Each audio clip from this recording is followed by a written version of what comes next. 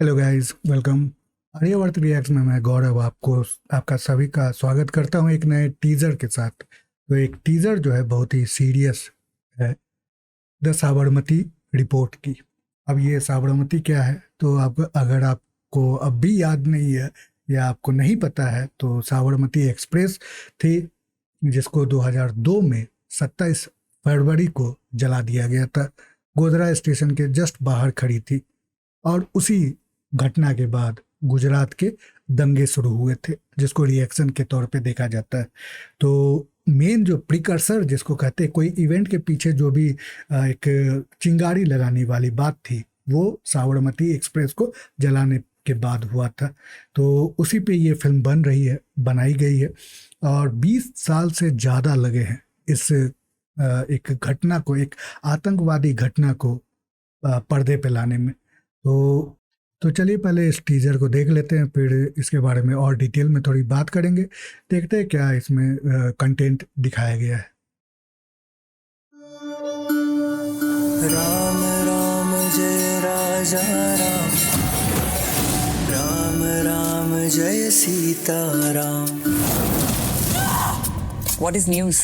जनता को current event के बारे में अवेयर कराना। साबरमती हादसे में जो 59 लोग जल के मर गए थे, उनके बारे में बात करने आए हम। Such a massive accident. Accident? मुझे लगता है आग लगी नहीं, लगाई गई है। पूरा देश सच जानने के लिए मीडिया की तरफ देखता है, और हमारी मीडिया सच को दिखाने से पहले अपने ऊपर बैठे मालिकों को देखती है।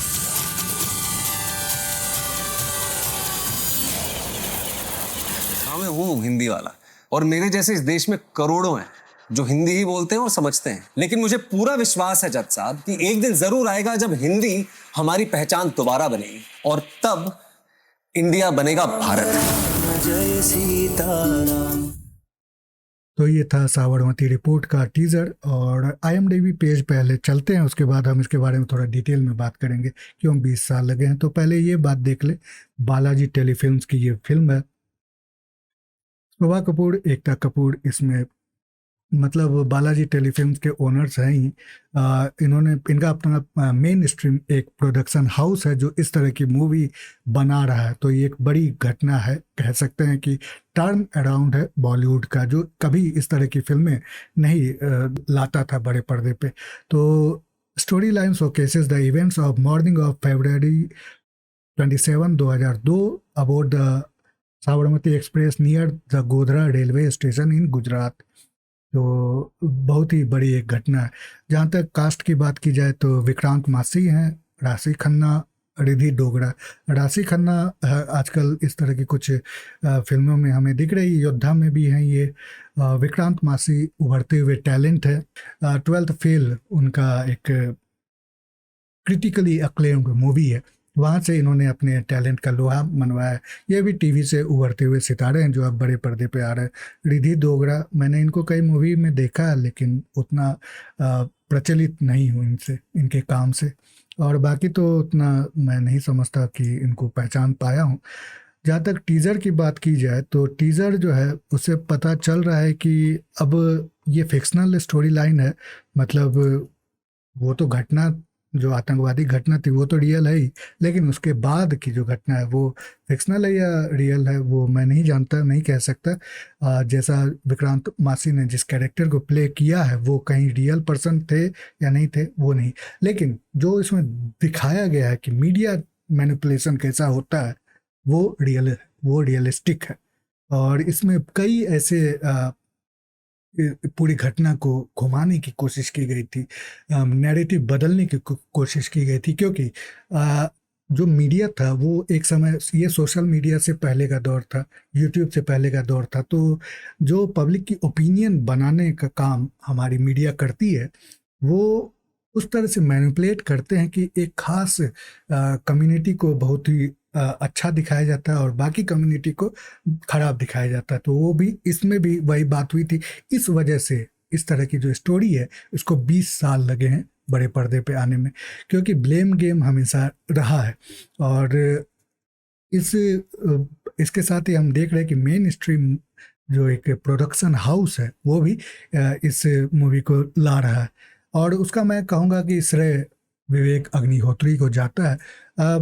ये बात है कि इससे पहले भी इस तरह की मूवीज़ बनाई गई हैं, लेकिन उनको उतना जो है पब्लिसिटी नहीं मिला है जितना विवेक अग्निहोत्री की द कश्मीर फाइल्स, और उसके अलावा जो बाकी बड़े बड़े प्रोडक्शन हाउसेस भी अब उस तरह की मूवी बनाने लगे हैं।